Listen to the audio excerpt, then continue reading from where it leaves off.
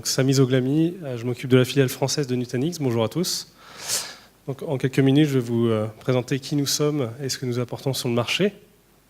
Donc, Nutanix, c'est une société qui a été créée en 2009 à San José, dans la Silicon Valley, par les ingénieurs qui ont créé le Google File System il y a un peu plus de 10 ans. Et l'objectif de Nutanix, c'est de fournir un système, une solution pour faire fonctionner des machines virtuelles. Et ce système comprend à la fois les éléments de compute, la partie processeur, mémoire, mais également les éléments de stockage au niveau disque et SSD, ainsi que l'intelligence pour gérer l'ensemble des composants pour faire fonctionner les machines virtuelles.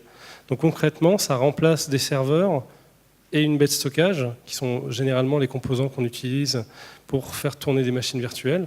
Ici, avec Nutanix, vous avez tous les composants nécessaires et un logiciel intelligent qui permet de faire fonctionner la solution. Donc ça fait maintenant 5 ans qu'on existe, 3 ans qu'on commercialise, et pour vous donner un ordre d'idée de la croissance de l'entreprise, sur la première année de commercialisation, nous faisions 7 millions de dollars de chiffre d'affaires. Deuxième année de commercialisation, nous sommes passés à plus de 50 millions de dollars, et récemment, nous avons fini la 3e année de commercialisation à 200 millions de dollars. Donc c'est une pente plutôt importante, et ça nous place dans les sociétés les plus rapides en termes de développement issues de la Silicon Valley. En France, nous sommes présents depuis avril 2013. Nous sommes presque des anciens dans la structure Nutanix, et nous avons à peu près une 50aine de clients aujourd'hui en production, avec des clients de grande taille, des clients plutôt hoster, cloud provider, des clients finance, des clients industrie. Nous pouvons assez facilement aujourd'hui vous mettre en relation avec des utilisateurs de la solution. D'un point de vue du financement, nous avons au total levé 312 millions de dollars avec la toute dernière levée de fonds il y a quelques jours de 140 millions de dollars supplémentaires. Pardon.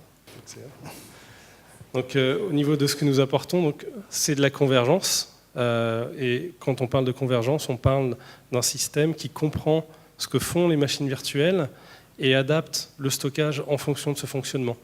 Je m'explique, si vous prenez des fonctions de baies de stockage, prenons la déduplication par exemple, Nutanix va assurer toutes les tâches de fonctions de gestion du stockage en fonction de la demande des applications. C'est-à-dire que si vos applications ont besoin de puissance processeur, le système Nutanix met en pause toutes les tâches de gestion, d'optimisation du stockage pour profiter aux applications. Et ensuite, quand les applications nécessitent moins de puissance, il continue ces tâches d'optimisation. Ça vous donne, et c'est un exemple, ça vous donne une grande facilité de gestion, une automatisation dans la gestion de l'infrastructure qui vous permet de ne plus avoir autant de temps passé à gérer l'infrastructure, de ne plus avoir de fenêtres de maintenance la nuit pour faire des opérations d'optimisation. Ici, vous avez un système complètement automatisé qui se gère en fonction de ce que font les applications. Beaucoup de gains de temps. C'est du système pure software, donc on exploite des serveurs x86 pour faire fonctionner la solution. Et ça, c'est l'essence même de l'entreprise. C'est du scale-out et du pay-as-you-grow. On peut commencer avec 50 VM et on peut monter sur la même plateforme à des dizaines de milliers de VM.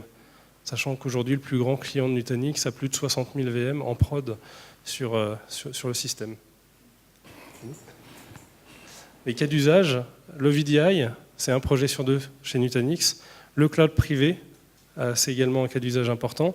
Et pour les clients qui se lancent sur le big data virtualisé, l'architecture distribuée de Nutanix fait de la solution une bonne plateforme pour ce type d'usage. Je vous remercie, nous sommes au stand 20, si vous voulez venir nous voir. Alors j'ai une question avant quand même, Sami. Oui. Quels sont justement les points communs entre WebScale et Convergence ? Les points communs, c'est simple. WebScale, c'est le terme pour désigner ce qui se passe chez Facebook, chez Amazon, chez Google, où ils ont optimisé beaucoup de choses au niveau de la gestion des infrastructures. Finalement, il y a une conscience au niveau de leur système de où se trouve l'application et où se trouve la donnée. Et un système qui permet de rapprocher constamment l'application et sa donnée pour avoir des performances maximales, une latence très courte entre l'exécution et la donnée nécessaire à l'exécution. Super. Merci Sami.